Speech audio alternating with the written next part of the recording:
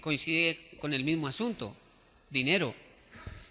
Si miramos estadísticamente, la razón de muchos divorcios, de muchas separaciones, cae también en el mismo tema, en el dinero.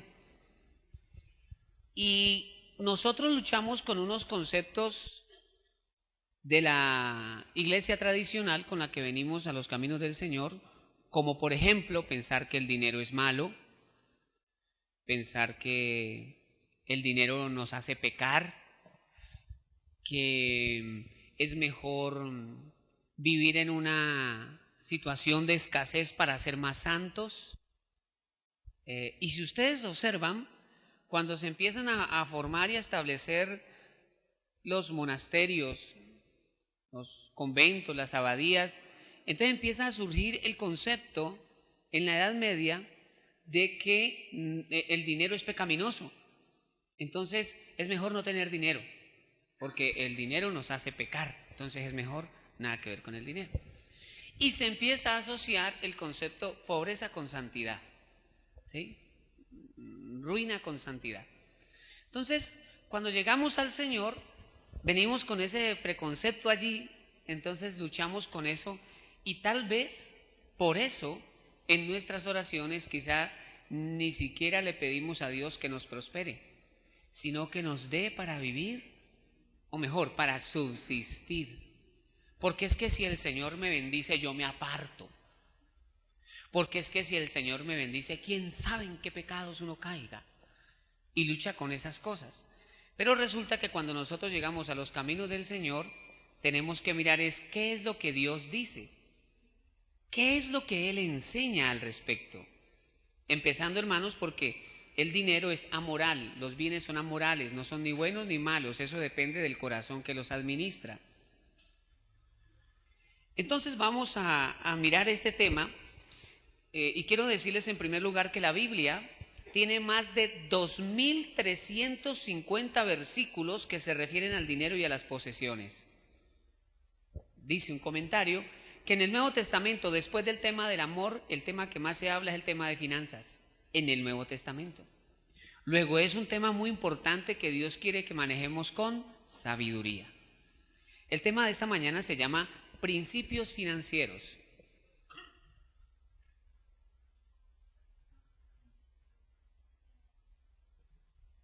Ya, principios financieros.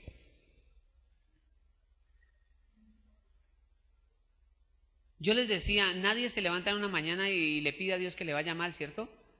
Nadie, todos nos levantamos y Señor, yo te pido que me bendigas hoy. Bendice mi casa, mi familia, a la hora de mis manos, etc. Y saben, yo creo que en el corazón de Dios está bendecir a sus hijos. Vamos a tener en cuenta algunas cosas. En primer lugar, Dios es el dueño de todo y nosotros somos administradores. Y vamos entonces a leer en el libro de los Salmos, el capítulo 50, versículos 10 al 12. Lo primero que vamos a tener claro, porque durante los siguientes 4 o 5 domingos vamos a estar como construyendo en nuestra mente, en nuestro corazón, el tema finanzas, según la Biblia. Entonces hoy es día como de poner fundamentos, ¿no? De poner bases, y sobre eso vamos a ir construyendo el resto de cosas. Y lo primero es que Dios es el dueño de todo. Al ser Dios el dueño de todo, el hombre se convierte en administrador o mayordomo. El mayordomo no es dueño, el mayordomo administra. Salmo capítulo 50, versículo número 10. ¿Están conmigo, hermanos? Dice el verso 10: porque mía es toda bestia del bosque y los millares de animales en los collados. Conozco a todas las aves de los montes. Me pareció hermoso cuando leí eso, ¿no? Dios dice, conozco a todas las aves de los montes y todo lo que se mueve en los campos me pertenece, dice el Señor. Verso 12, si yo tuviese hambre, no te lo diría a ti, porque mío es el mundo y su plenitud. Hermosa ese texto.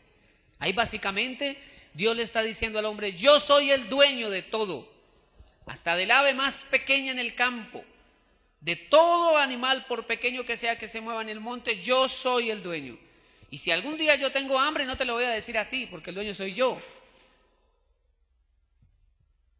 El profeta Ageo, por el Espíritu Santo, hablándole al pueblo de Israel, en una ocasión dijo el Señor, mía es la plata y mío es el oro, dice Jehová de los ejércitos.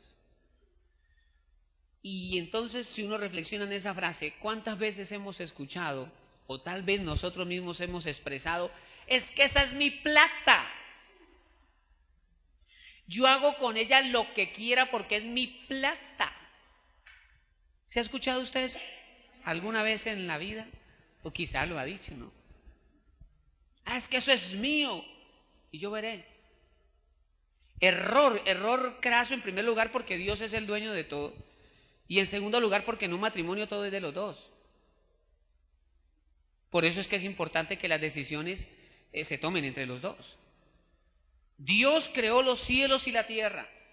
Y cuando el Señor creó los cielos y la tierra, delegó en el hombre la administración de la tierra. Por naturaleza el hombre es administrador. Y este tema poco se trabaja en la iglesia y poco se trabaja en el creyente. Por naturaleza Dios diseñó al hombre para administrar. Y es triste, pero en la vida del cristiano encontramos mucho desorden. Y el desorden empieza desde la casa. Hay casas que son desordenadas a más no poder. ¿Dónde está el sartén? No sé, el sartén. ¿Quién cogió el sartén? No sé. Todo el mundo buscando en la casa el sartén.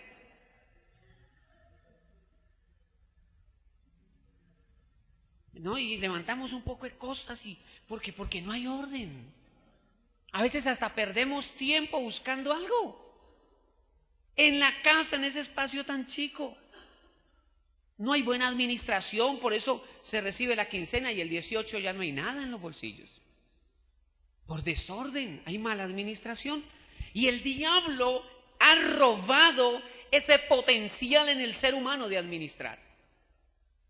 Y por eso es que el ser humano termina siendo esclavo de una cantidad de situaciones, de una cantidad de problemas, porque ha permitido que el enemigo robe esa capacidad de administrador.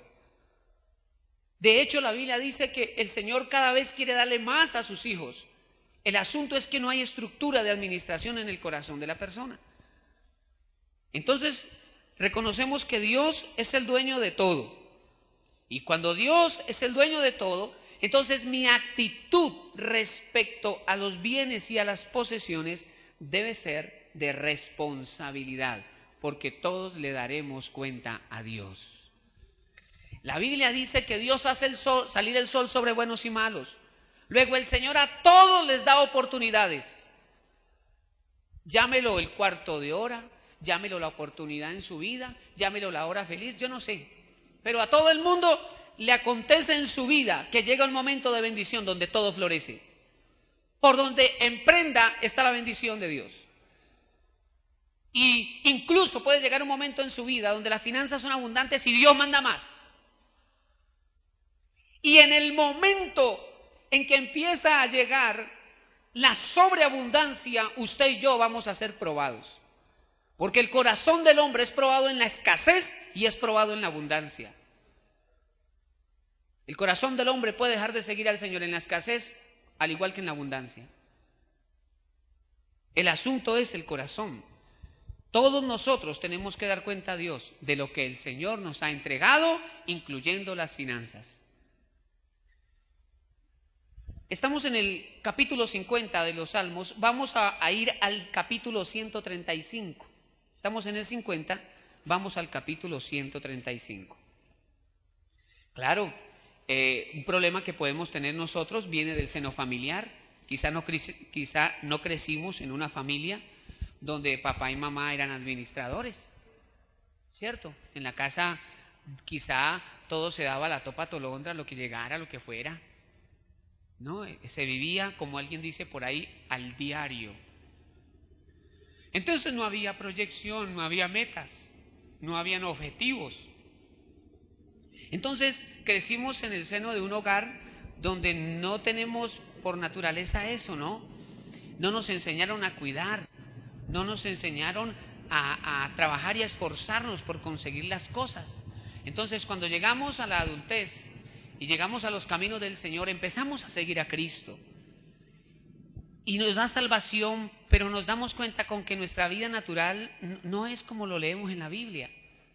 Y uno dice, ¿qué pasa, no? Y tenemos la fe y creemos en las promesas, pero muchas cosas no se activan, porque quizá esas cosas no están directamente relacionadas con la fe, sino con un estilo de vida. Son cosas que no se construyen en un momento, sino que se tienen que construir a lo largo de la vida. Yo le decía a alguien, usted está en la etapa productiva, usted está en el momento de trabajar. Hazlo y ahorra, sé cuidadoso, porque llegará un momento en la vida donde ya no vas a poder trabajar. O quizá cuando estemos por allá llegando a los 60, ya el cuerpo no tiene la misma capacidad para trabajar. Perdóneme, pero ya hay empresas donde la persona que llega a pedir trabajo a los 25 le dicen, no, usted ya está como con mucha edad. ¿Estamos o no, hermanos? Entonces, necesitamos no solo tomar los principios de vida para nosotros, sino formar a nuestros hijos. Salmo capítulo 135, dice el versículo 6. Salmo 135, versículo 6. Todo lo que Jehová quiere, lo hace, en los cielos y en la tierra, en los mares y en todos los abismos. Hace subir las nubes de los extremos de la tierra, hace los relámpagos para la lluvia, saca de sus depósitos los vientos. Y dije, wow, hay bodegas de vientos, hay bodegas de truenos, ¿no? Y como Él quiere, hace, manda los vientos al norte a soplar, manda los vientos al desierto a soplar. Él hace como Él quiere, en los cielos, en la tierra, en los mares y en todos los abismos. Es decir, Dios tiene el control de todas las cosas. No somos nosotros al final quienes disponemos las cosas, no, es Dios. Dios es el que está sentado en su trono y el que gobierna todas las cosas. Él es el dueño de todo. Tampoco nosotros en un momento dado vamos a poder controlar los eventos de nuestra vida. Nos toca buscar al Señor y confiar en Él, y Dios moverá su mano, porque al fin y al cabo Él es Dios todopoderoso. Él está sentado en su trono y gobierna todas las cosas. Él es el dueño de todo. Y es fundamental tener eso claro, porque en la medida en que Dios nos prospera, en la medida en que Dios nos bendice, es fundamental tener en cuenta que somos administradores, que somos mayordomos. Dios es el dueño de todo y Él hace como Él quiere. Muy bien, entremos al segundo punto. El primer lugar de nuestro corazón le pertenece a Dios. El primer lugar de nuestro corazón le pertenece a Dios. Vamos a evaluarnos en esta mañana. ¿Le pertenece el trono de nuestro corazón a Dios? ¿Ocupa Dios el primer lugar en nuestro corazón? Y vamos a relacionarlo esta mañana con el tema finanzas. Lucas capítulo 16, vaya conmigo al Evangelio de Lucas.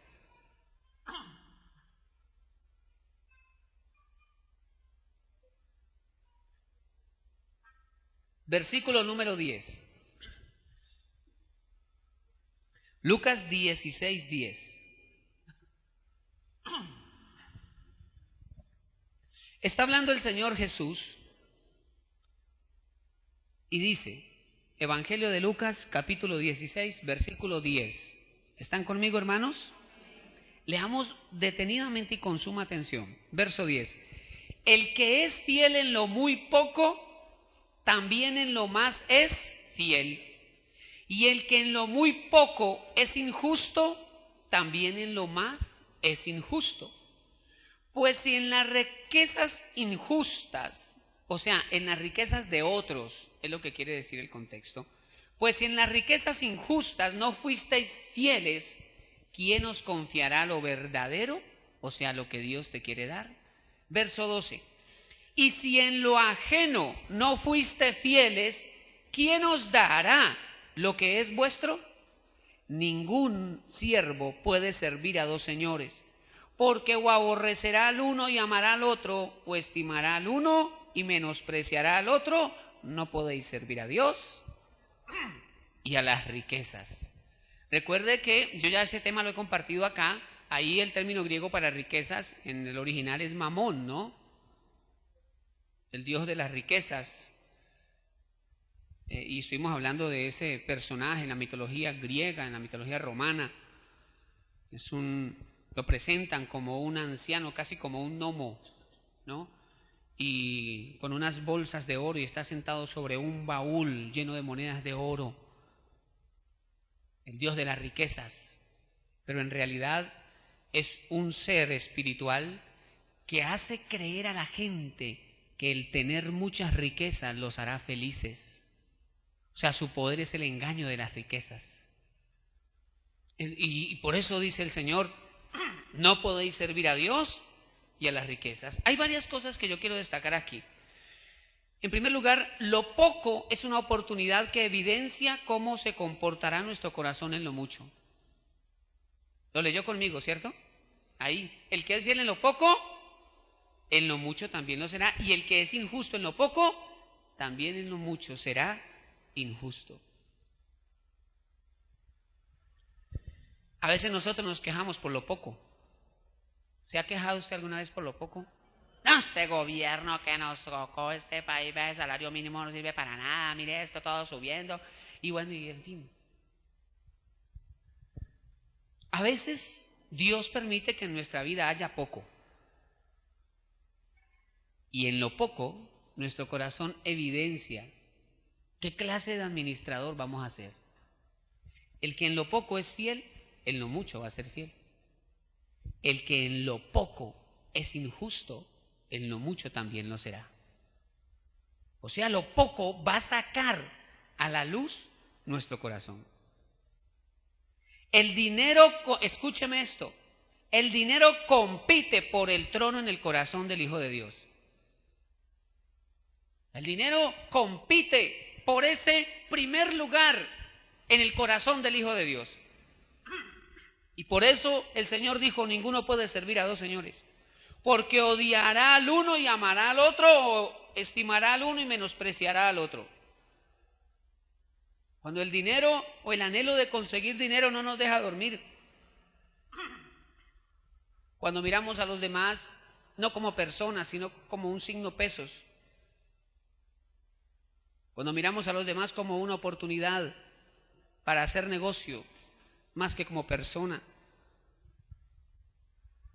Cuando vemos la oportunidad de hacer un negocio y ser aventajados, ¿no? Y dice, es que yo soy muy vivo para los negocios. Vivo. Peligro es que es. Porque se puede ser honesto en los negocios. Tú miras la escritura y hay cantidad de hombres que fueron bendecidos por el Señor, pero no fueron deshonestos, no fueron mentirosos, fueron honestos, fueron íntegros. Pero cuando el que está sentado en el trono del corazón es el dinero, escúcheme, cuando el que está sentado en el trono del corazón es el Dios dinero, el cristiano termina vendiendo sus principios. El cristiano sabe que si se llevan esos aparatos de la empresa, eso se llama robar. Pero él se hace el de la oreja mocha, el de la vista ciega y listo. Se venden los principios cristianos por el dinero. Hermanos, la infidelidad en lo ajeno no solo refleja la infidelidad en lo propio, sino que impide recibir lo que Dios quiere dar. Porque la pregunta del Señor es, si en lo ajeno no fuisteis fieles, ¿quién os dará lo que es vuestro? Si no hay fidelidad en lo ajeno, yo no estoy haciendo méritos para que Dios me entregue lo propio. ¿Me estoy haciendo entender, hermanos? Hay personas que en lo ajeno son injustos y son infieles. Y aquí hablamos de algunos casos como el trabajador en la empresa que no le importa que la materia prima de la empresa se esté dañando porque es que estos muérganos tienen mucho dinero. ¿Eso qué importa? O el trabajador que le están pagando por unas horas de trabajo, pero de las 8 horas duerme 4. O de las 8 horas laborales conversa 6.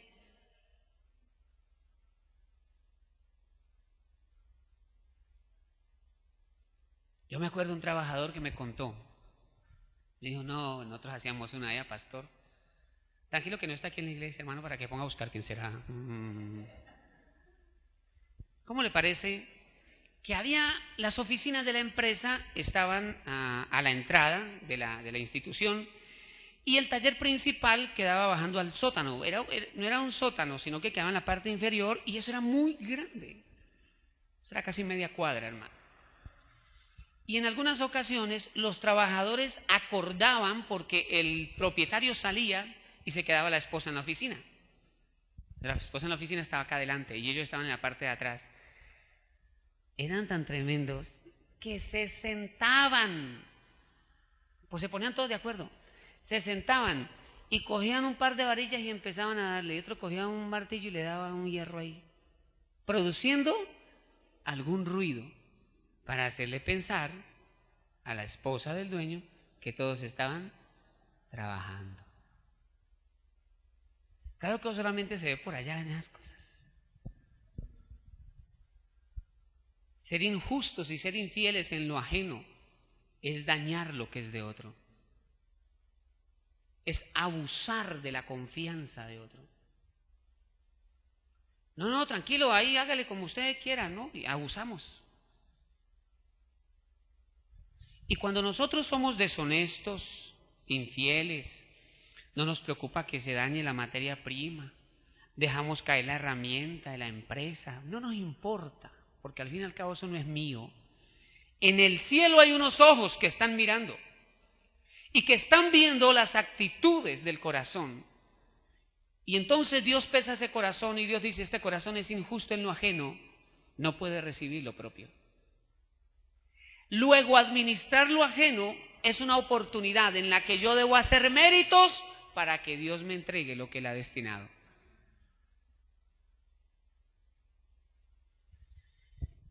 Nuestras decisiones financieras, esto es muy delicado, nuestras decisiones financieras evidencian una condición espiritual interna.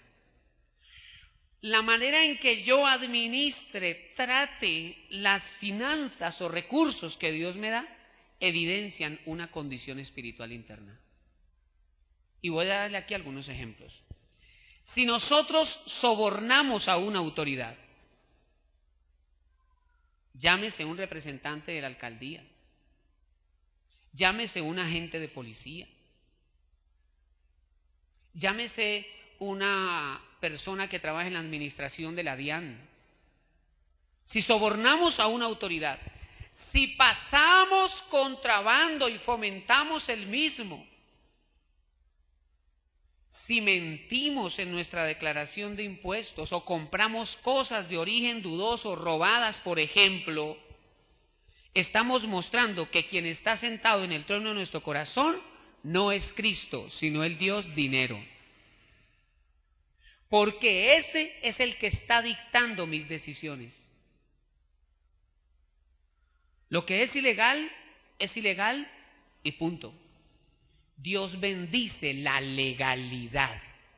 Dios bendice su ley. Cuando nosotros entramos en el área de lo ilegal, cuando nosotros aceptamos dinero sabiendo que es dinero sucio, que es dinero que viene manchado con sangre, que es dinero resultado de lo ilícito, nosotros estamos reconociendo o evidenciando allí que quien está sentado en el trono del corazón es el Dios dinero. A mí me parece muy bonito aquella madre de familia que su hijo entra en negocios raros, negocios turbios, y de pronto un día llega donde la mamá y le dice: mamá, aquí le traigo esta plata, un sobre con billetes verdes. Y la mamá le dice: yo de eso no quiero un solo dólar, no quiero un solo peso de eso. Cuando usted trabaje y lo que se consiga sea honesto, yo se lo recibo. ¿Sabe qué dice la Biblia de los diezmos y ofrendas en su casa? El Antiguo Testamento dice: no traeréis la paga de una ramera a la casa de Jehová tu Dios. Hermano, esto está bueno, hermano. Ay, ay, ay. Estamos caminando por arenas movedizas. Pero Dios está con nosotros. A Él sea la gloria, a Jesucristo el Señor.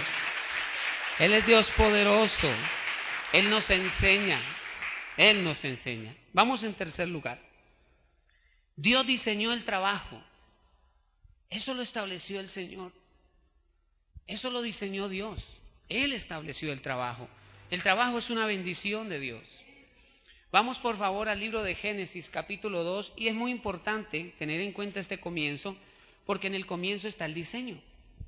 Por eso fue que cuando vinieron a Jesús a preguntarle acerca del matrimonio, Jesús les dijo: ¿no habéis leído que al principio varón y hembra los creó? O sea, Jesús nos hace mirar el principio.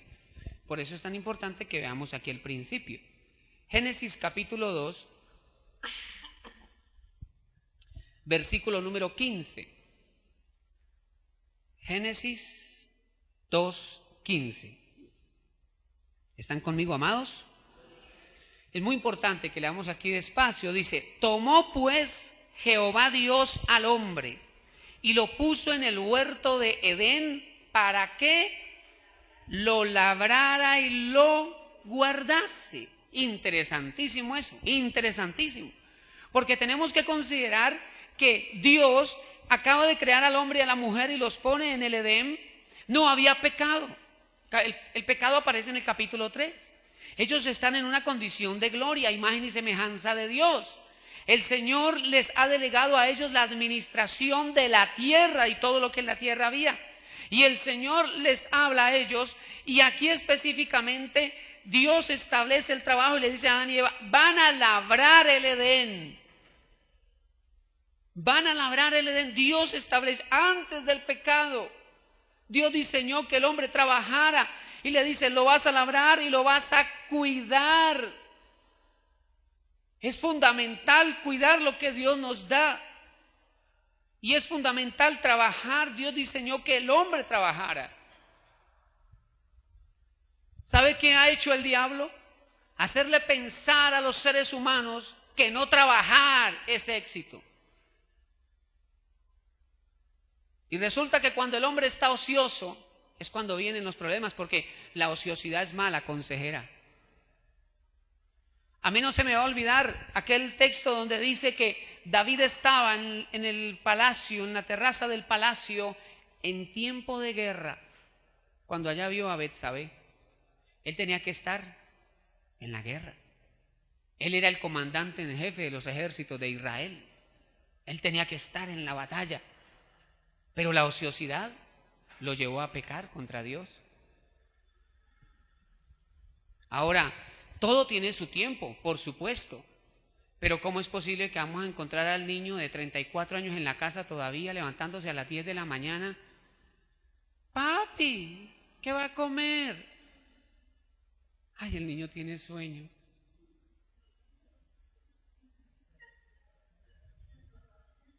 Santo de Israel, Señor, nos ayude. La Biblia dice que Dios estableció el Edén y le dijo a Adán y Eva: van a labrar y van a cuidar este huerto. O sea, Dios estaba entregándoles algo que ellos tenían que cuidar. Y todo eso era parte de la bendición de Dios para sus hijos. El trabajo es una bendición de Dios para sus hijos. Algunas veces entramos en el proceso de Dios porque Dios también trabaja en nuestro corazón. Entonces, a veces en ese proceso o trato de Dios queremos es el trabajo de gerente general, ¿no? Y como hice 3 semestres en la San Marino, entonces quiero el puesto de gerente. Y entonces Dios quiere trabajar en el corazón. Y los trabajos que nos aparecen es en la bodega. Mensajero, con moto o en el peor de los casos a pie, pues. Eso que yo dice, no, yo cómo le ocurre esas cosas. No, olvídese, yo es a gerenciar. Yo quiero ser gerente de Palmolive, ser gerente de no sé qué. No. Y Dios por eso a veces permite esas cosas. Y uno dirá, pero pastor, ¿qué bendición va a haber allá en esa bodega? ¿Qué bendición desde ese punto de vista habría detrás del trabajo de carpintería que Jesús empezó a desarrollar? Es maravilloso ver que Jesús no nació en la corte real. Jesús no era magistrado del rey. Jesús nació, creció, aprendió un oficio que era el de ser carpintero. Y Jesús no empezó el ministerio ni a los 28, ni a los 25, a los 30 años, como estaba determinado por el Padre Celestial. ¿Qué sucedió? Adán y Eva comenzaron a administrar, aquí es donde está el asunto, ellos comenzaron a administrar y pecaron, desobedecieron a Dios. Y cuando uno desobedece a Dios, hasta el trabajo sufre.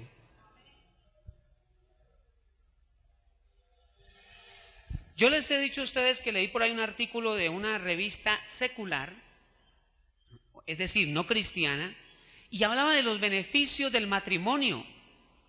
Y estadísticamente ellos comprobaron cómo la pareja es más productiva, cómo la pareja es más estable, cómo la pareja puede alcanzar más rápido metas que un soltero. Y saben, hermanos, es triste, pero uno de los temas que sufre cuando hay un divorcio es el tema financiero. Cuando hay una infidelidad en casa, una de las cosas que muchas veces sufre es el tema financiero.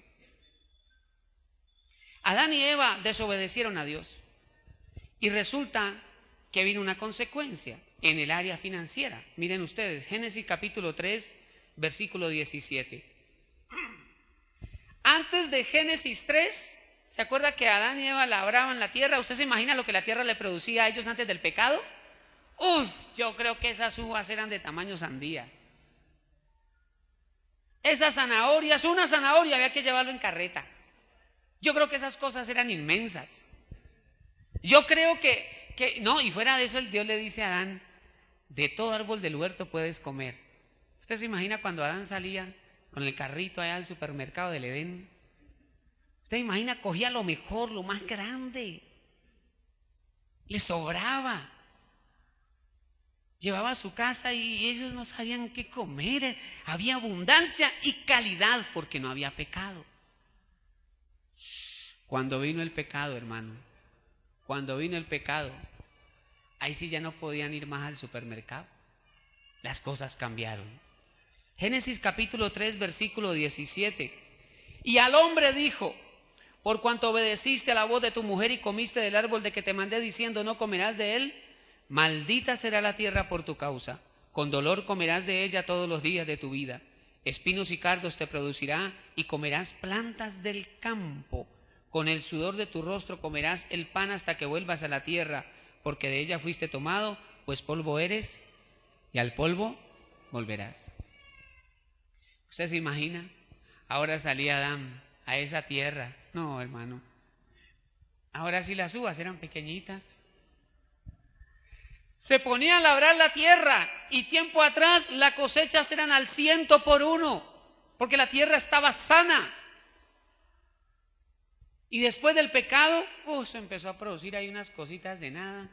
Él como podía ir recogía el cimarrón para el sancochito, recogía las cosas y decía, no, estas hojitas. Y le tocaba trabajar duro y sudar. Eso quiere decir que cuando él labraba, trabajaba lo más de chévere. Pero ahí le tocó sudar. Y espinos y cardos. Y llegaba y sembraba maíz. Bueno, aunque maíz es acá como de la época nuestra, ¿no? Y las indígenas y eso. Pero por allá sembraba algo y le salía cualquier cosa. Espinos le salían. Duro, ¿verdad? Cierto que a veces uno se pone así. ¿Qué hubo, hermano? ¿Cómo está? Mal, pastor. Por donde meto la cabeza me va mal. Uy, no. Pastor, esto está muy mal. Yo no sé qué voy a hacer. Vea, me puse a trabajar en esto y me fue mal. Me puse a trabajar en aquello y quedé debiendo. Me puse a trabajar con lo otro y lo dañé. No. He ido a 7 entrevistas de trabajo. Y todos me dicen, yo lo llamo. No. Duro, pastor, duro. Y aquí en la billetera no tengo sino almanaques, pastor. No, yo no sé. Es duro, ¿cierto? Es duro. Pero Dios estaba tratando con Adán y Eva. Lamentablemente el trabajo se puso difícil por una mala decisión. Pero Dios diseñó el trabajo para el hombre y valora el trabajo del hombre. Por eso allá la palabra de Dios nos dice en la segunda carta a los tesalonicenses, si alguno no quiere trabajar, tampoco coma. Oiga, había unos en Tesalónica que no querían trabajar. Como estamos estudiando la carta los miércoles, las epístolas, cuando estudiemos esa carta a los tesalonicenses nos vamos a encontrar con una cosa. Como Pablo les estaba enseñando la segunda venida de Cristo, ellos pensaban que era que el Señor ya venía. Entonces algunos ya habían dejado de trabajar. No, ¿para qué trabajar? ¿Para qué uno ponía a trabajar? Para hacer una casa y para dejársela al anticristo. Olvídese. No, yo no quiero trabajar. No trabajemos porque el Señor ya viene. Hay hermanos hoy día por ahí en otras iglesias con ese cuento. No, el Señor ya viene, entonces ¿para qué uno trabaja tanto? Pero el Señor, a través de Pablo, le habló a la iglesia de Tesalónica y le dijo, si alguno no quiere trabajar, tampoco coma. Eso se puso a trabajar un poco gente. Ahí en la iglesia de Tesalónica. Es interesante ver que cuando Dios está regulando a su pueblo, le dice, 6 días trabajarás, 6 días trabajarás. De los 7 días vas a trabajar 6. El trabajo es valioso para Dios y el tiempo de descanso también. 6 días trabajarás, el 7º descansarás. Porque podemos encontrarnos los dos extremos, ¿verdad? El extremo de aquel que no quiere trabajar. Vive como los pajaritos del aire, que no siembran ni recogen en graneros y el Señor los alimenta todos los días. Entonces no quieren trabajar. Y nos encontramos el otro extremo, de aquellos que solo trabajan. Trabajan 16 horas al día.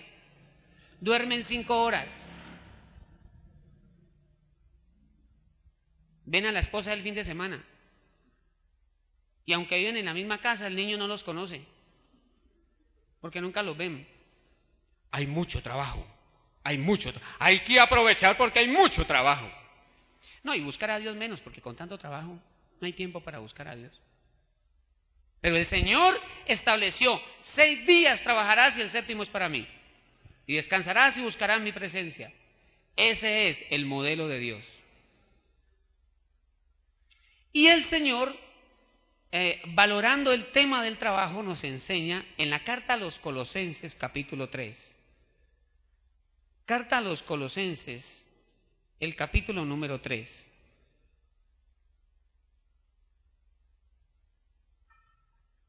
Carta a los Colosenses, capítulo 3, versículo 22. El apóstol Pablo está regulando algunas cosas en Colosas porque seguramente estaban sucediendo cosas allí. Por eso Pablo habla del tema. Colosenses capítulo 3, versículo 22. ¿Están conmigo, hermanos? Colosenses 3, versículo 22 dice: siervos, obedeced en todo a vuestros amos terrenales, no sirviendo al ojo. ¿Usted ha visto que hay gente que sirve al ojo? Corren es cuando llega el jefe. Bueno, de pronto usted ha visto eso alguna vez en su vida. Dice, no sirviendo al ojo como los que quieren agradar a los hombres, sino con corazón sincero, temiendo a Dios. Y todo lo que hagáis, Todo lo que hagáis, hacedlo de corazón, como para el Señor y no para los hombres, sabiendo que del Señor recibiréis la recompensa de la herencia, porque a Cristo el Señor servís. Cuando uno trabaja en una empresa, en realidad a Cristo el Señor servís. Le servimos a Dios a través de nuestro trabajo. Y cuando ese trabajo es diligente, es honesto, es correcto, es apropiado, estamos honrando a Dios. El trabajo desarrolla carácter. No hay cosa más terrible que una persona a los 40 que nunca ha trabajado. Un problema. En el trabajo desarrollamos cosas como la diligencia, la honestidad, porque sin la honestidad se pierde el trabajo. Respeto a las autoridades, porque es que a veces en la casa somos tan cómodos porque tenemos a papi y mami, pero cuando salimos a una empresa la cosa cambia. Desarrollamos esfuerzo, porque hay metas que lograr, hay cosas que hacer, hay proyectos que sacar adelante. Desarrollamos la importancia de la capacitación. Vemos que es importante capacitarse para ascender, para crecer como personas. Desarrollamos fidelidad con la empresa, con la institución. Desarrollamos humildad, sujeción. Desarrollamos paciencia. Hermanos, antes, como se los decía ahora, antes de Jesús ejercer su ministerio, aprendió la carpintería. Los de Nazaret un día le dijeron, pero ¿quién es este que está predicando allá y haciendo esos milagros? Este no es el carpintero, el hijo de María. A Jesús lo conocían como carpintero. La carpintería en tiempo de Jesús no solamente se limitaba a hacer sillas y mesas. Los carpinteros construían también casas.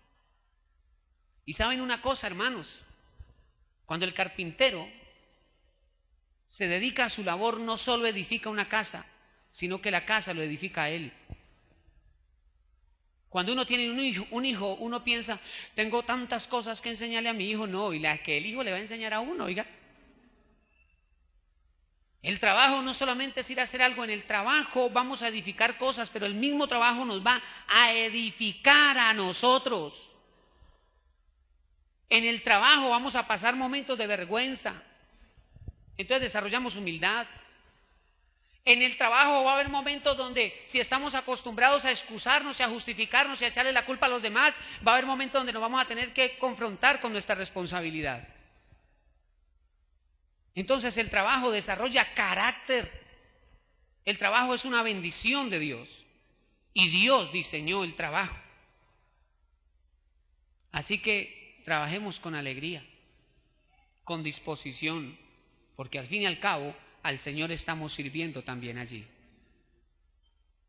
Y si somos fieles y seguimos a Dios, Dios nos prosperará, aún en lo ajeno, como Dios lo hizo con José, quien era varón próspero. Y Potifar veía que Dios lo bendecía por causa de José. ¡Qué bueno! Que allá en la empresa o en el negocio te conozcan como cristiano y das buen testimonio, y que en algún momento los propietarios o quienes gerencian aquella empresa o negocio te digan, qué bendición tenerlo a usted aquí, porque usted ora por nosotros, este negocio va para adelante, porque usted forma parte de nosotros, la bendición del Señor está con nosotros. Pero qué tristeza que digan, y fulano, ¿quién es? Él es cristiano, y dice, no, hay que sacarlo, que se vaya. Qué cosa tan irresponsable, impuntual, deshonesto, alega por todo y dice que la Biblia dice, no, que ese señor que se vaya. Porque también sucede eso. Hermano, hay mucho silencio, hermano. Pero Dios es bueno. Y Dios quiere que donde el Señor nos ponga, allí brillemos con su gloria. Allí brillemos con su gloria. Y una cuarta cosa que debemos tener clara: Dios es nuestro proveedor. ¿Usted ha pasado por tiempos de escasez? Claro, ¿verdad? Cosa dura, es difícil, esos tiempos de escasez. Y que uno tiene expectativa de que las cosas salgan bien y que se abran puertas de bendición. y la cosa como cerrada. Pero al final, hermanos, Dios es nuestro proveedor. Génesis capítulo 22, allí vamos a terminar, hermanos, libro de Génesis capítulo 22. La escritura nos dice que el Señor, que es proveedor, le dio un milagro a Abraham y le dio un hijo que se llamaba Isaac. Fue el hijo de la promesa, el hijo de la bendición. Y Abraham se enamoró de ese muchacho. Isaac era la niña de los ojos de Abraham, era su ñaña, era el que más quería, era una cosa impresionante. Y cuando Isaac tiene aproximadamente 12, 13 años, Dios le dice a Abraham, dice, heme aquí, Señor. Tal vez Abraham dijo, viene el segundo, con 110 años, pero si Dios se lo dio a los 100, ¿por qué no a los 100?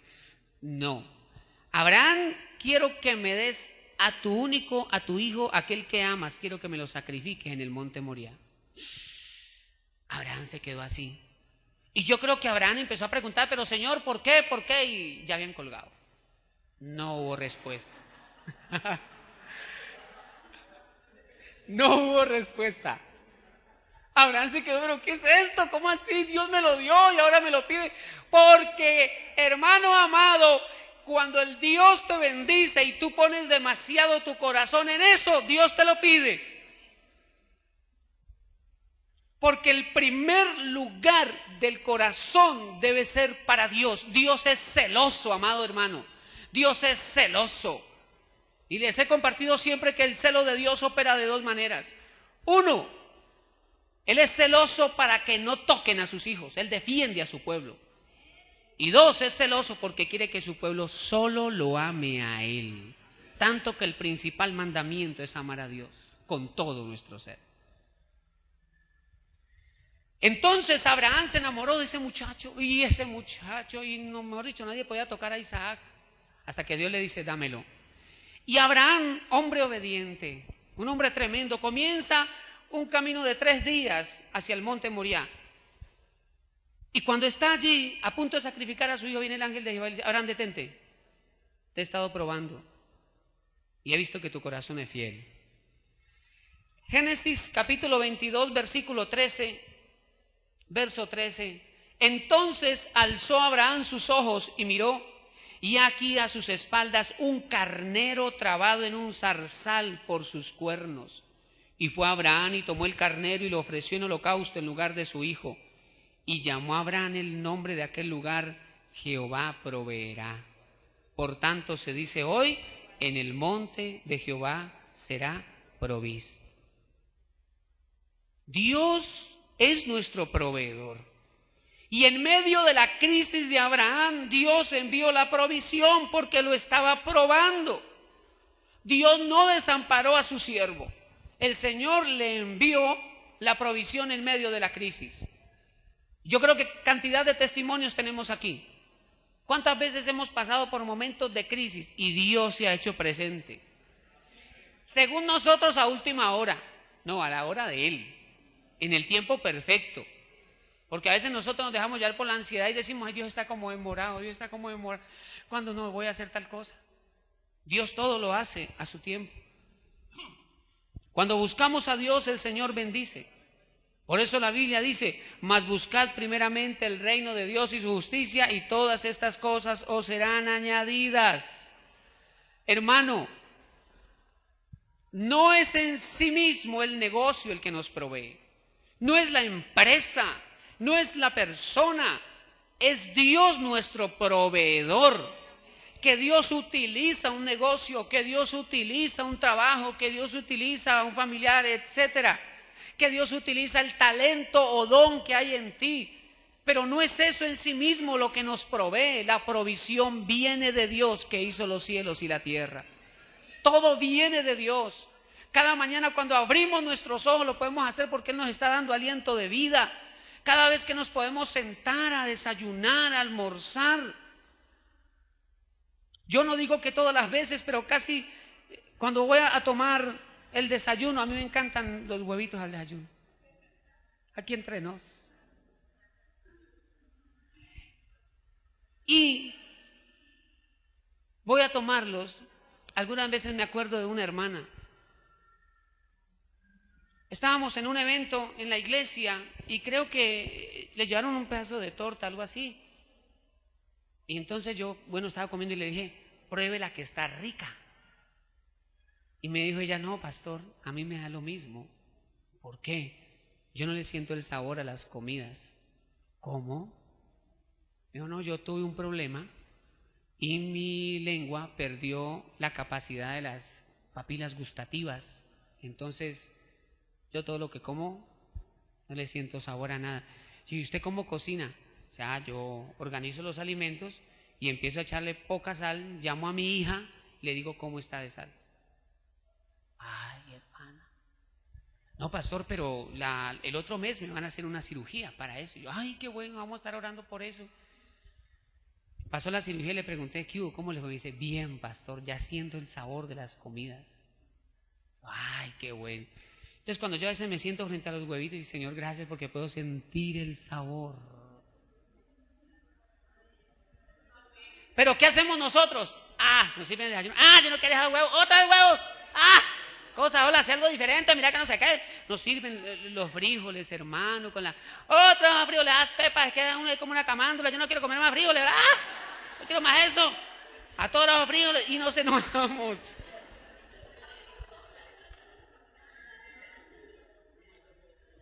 Y nos enojamos. Gloria a Dios que podemos sentir los sabores de la comida. Gloria a Dios que podemos sentir el olor. Yo le doy gracias a Dios por eso. Eso es una bendición. Eso ya es una bendición. Que Dios nos ayude para no quejarnos. Nuestra vida está en las manos de Dios. Y si usted está pasando por un tiempo de escasez, es un tiempo, eso es temporal. Dios te está formando, Dios está trabajando, Él está sentado en su trono mirando las actitudes de tu corazón. Sé fiel en lo poco y Dios te entregará lo mucho. Dios es fiel, el Señor es fiel. Dios no ha cambiado, Dios sigue siendo el proveedor de su pueblo. El Señor cuidó de su pueblo en el desierto y por 40 años le envió su provisión. Todos los días caía maná del cielo. Se equivocaron, lo hicieron de la manera incorrecta, pedirle carne a Dios en medio de la murmuración, pero el Señor les mandó carne, dice la Escritura, que era tanto que hasta les salía por la nariz. Así dice la Escritura. Pero el Señor nunca los desamparó, siempre les enviaba su provisión. El Señor Jesucristo tomó 2 peces y 5 panes y los multiplicó para alimentar a más de 5,000 personas. Qué maravilloso ver en medio de la sequía cómo Dios le da orden a unos cuervos para que le lleven pan y carne al profeta Elías. Por esas cosas, por lo que la Biblia dice, porque Él no cambia, nosotros podemos depositar nuestra confianza en el Señor. Por eso está escrito, mi Dios pues suplirá todo lo que os falta conforme a sus riquezas en gloria en Cristo Jesús. Dios es fiel, Él no desampara a su pueblo. Adoremos a Dios, busquemos al Señor, caminemos en los principios de Dios. Lo que hemos hablado hoy, lo que hemos estudiado hoy. Caminemos en los principios del reino y confiemos en Él. Seamos honestos en lo que tenemos que hacer. Seamos diligentes en nuestro trabajo, seamos responsables. Cuidemos lo que Dios nos entrega en nuestras manos, sea propio o ajeno. Seamos íntegros, seamos pacientes. Trabajemos nuestros 6 días de la mano de Dios. Caminemos con Él y Él hará. Llegará el momento cuando Dios cambiará los tiempos. El pueblo de Israel caminó por el desierto. Era un tiempo. El objetivo del Señor era introducirlos en la tierra de la abundancia. El propósito de Dios es bendecirte, porque todo padre quiere ver bien a sus hijos. La presencia del Señor es lo más importante. Por eso, como pueblo debemos ser personas de comunión con Dios. La Biblia dice, mas Jehová Dios estaba con José y todo lo que José hacía, Dios lo hacía prosperar en su mano. Yo le invito a cerrar su Biblia, amado hermano.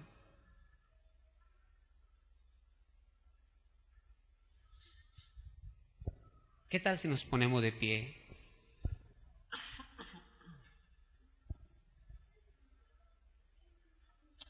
Amado Jesús, te damos gracias en esta mañana, Señor. Te damos muchas gracias. Gracias por tu misericordia. Abre tus labios, habla con el Señor. Habla con Dios. Dile: Señor amado, gracias, gracias por darnos este tiempo, por darnos este lugar, porque podemos congregarnos, porque podemos venir y levantar nuestro corazón, nuestra vida delante de ti y adorarte, Señor. Dios mío, qué privilegio, qué bendición es tu presencia. Qué bueno, Señor, es saber que podemos depositar todo nuestro corazón en ti. Tú eres bueno, tú eres nuestro buen Dios, tú eres nuestro buen Señor. Te amamos, Dios mío, te amamos y te bendecimos. En esta mañana levantamos nuestro corazón para decirte, Dios mío, que te necesitamos. En nuestro corazón hay sed de Dios, del Dios vivo. Te necesitamos, Señor. Te requerimos, Dios. Tú eres lo más importante. Tú eres la razón de ser de nuestra vida. Tú eres la razón de ser de esta reunión, de esta casa. Tú eres nuestra razón, tú eres nuestro motivo. Te amamos, Dios. Te amamos, Señor. Gracias porque podemos venir a ti. Y tú con tus brazos abiertos y extendidos nos recibes. Qué bueno, Dios, qué bueno eres. Gracias por enseñarme tu palabra. Dile, Señor, gracias por hacerme reflexionar en tantas cosas. Gracias te doy, Dios mío, por tu palabra, por hacerme caer en cuenta que tú eres el más importante, que tú eres el dueño de todas las cosas, que tú estás sentado en tu trono, que tú tienes el control y el gobierno de todas las cosas. Gracias por recordarme, Señor, que tú quieres ocupar el primer lugar en mi corazón. Dile, Señor, ocupa el primer lugar en mi corazón. Dile, Señor, hoy yo te rindo el trono de mi corazón. Siéntate en él. Gobierna tú mi corazón, gobierna tú mi vida. Yo quiero que tú seas el número uno en mi vida, que tú seas lo más importante. Ayúdame a amarte. Dile a Dios que te ayude a amarlo. Dile a Dios que avive en tu corazón esa hambre por su presencia, ese amor por Él. Dile, Dios mío, tal vez yo he desobedecido principios financieros y yo te pido perdón en esta mañana. Tal vez, Señor, yo he descuidado cosas en la administración de lo que tú me has dado. Dile, Señor, ayúdame a administrar bien mi familia. Ayúdame a administrar bien lo que tú me das. Dame sabiduría y discernimiento. Ayúdame a caminar contigo, buen Dios. Dame tus fuerzas. Dile, Señor, dame tus fuerzas. Y llena mi corazón de tu amor. Llena mi corazón de tu gozo. Llena mi corazón de tu paz. Padre, en el nombre de Jesucristo, yo declaro que tu mano poderosa está sobre cada uno de tus hijos. Que tú derramas sobre ellos sabiduría del cielo. Padre, en el nombre de Jesucristo, yo te pido, envía sabiduría de lo alto sobre cada uno de tus hijos. Que tu palabra sea lámpara a sus pies. Que las decisiones que tomen, Señor, sean conforme a tu perfecta voluntad. Que su pie no se aparte ni a la derecha ni a la izquierda, sino que caminen en tu propósito. Yo te pido, Dios mío, que bendigas a mis hermanos en su trabajo. Extiende tus manos al Señor como presentándole tus manos a Dios. Padre, yo te pido en el nombre de Jesús que bendigas la obra de sus manos. Yo te pido, derrama sobre tus hijos tu favor, derrama sobre tus hijos tu gracia, así como tu favor y tu gracia estaba sobre José, y todo lo que José hacía, tú lo hacías prosperar en su mano, así como tu favor y tu gracia estaba sobre Daniel. Señor, yo te pido, Dios mío, derrama de tu favor y de tu gracia sobre cada uno de tus hijos, que la gloria tuya resplandezca allí donde están, Señor, en el colegio, en la universidad, en la empresa, en el negocio. Yo te pido, Señor, que tú les bendigas. Yo te pido, Señor, que tú les prosperes. Yo te pido, Señor, que tú les guardes, que tu mano poderosa vaya delante de cada uno de ellos, abriendo camino, abriendo nuevas puertas, puertas de bendición. En el nombre de Jesucristo declaramos que se abren puertas de bendición, se abren nuevos caminos de bendición para tu pueblo. Yo te doy gracias, Señor, por bendecir a cada uno de tus hijos. Gracias por bendecir esta casa. A ti te damos, Señor, toda la gloria, toda la honra, toda la alabanza, en el nombre de Cristo Jesús. Amén y amén. Bendito sea tu nombre, Jesucristo. Te bendecimos. Recibe toda la gloria y todo el honor. Bendito Jesucristo. Te damos gracias, Señor. Te damos gracias por tu fidelidad. Gloria a Jesús.